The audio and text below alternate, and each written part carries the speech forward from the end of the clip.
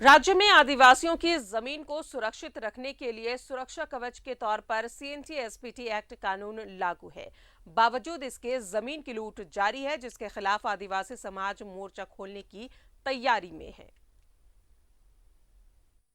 झारखंड प्रदेश जनजाति बहुल राज्य है, जिनकी एकमात्र संपत्ति जल, जंगल और जमीन है। राज्य में जनजातियों के जमीन पर कोई अवैध कब्जा या लूट नहीं किया जा सकता।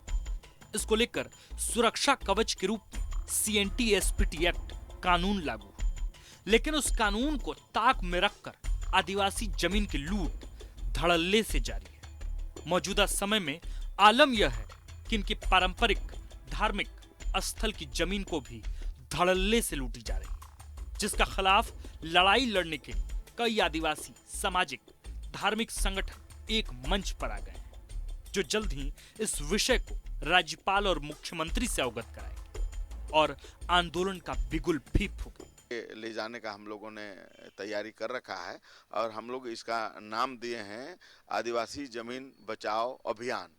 हम लोग इसका जिस आंदोलन का नाम दिए हैं और इसके तहत हम लोग जो है तरह तरह के जो धार्मिक जमीन है या धार्मिक स्थल है या रैती जमीन है या भूहरी जमीन है या हमारा यात्रा स्थल का मामला है या गरमजुरा जमीन का मामला है, इस तमाम मामलाओं पर हम लोग अध्ययन करके इसके खिलाफ जो है लड़ाई का हम लोगों ने रणनीति तय किया है। सूची का राज्य जो है उसमें आदिवासी का जमीन जो है वो उसका सबसे बड़ा आधार है।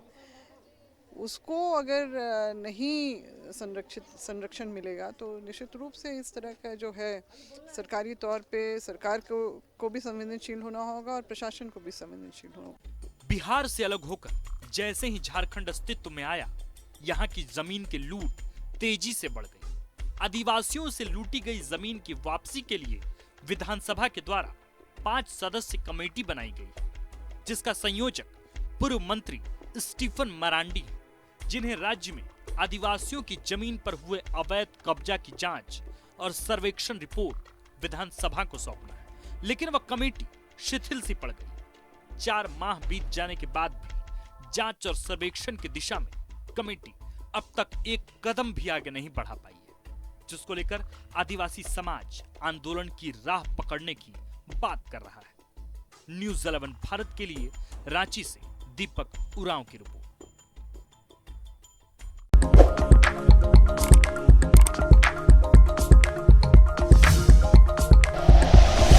Like and share videos, subscribe करें हमारा चैनल और प्रेस करें बेल आइकॉन। न्यूज़ 11 भारत, सच है तो दिखेगा।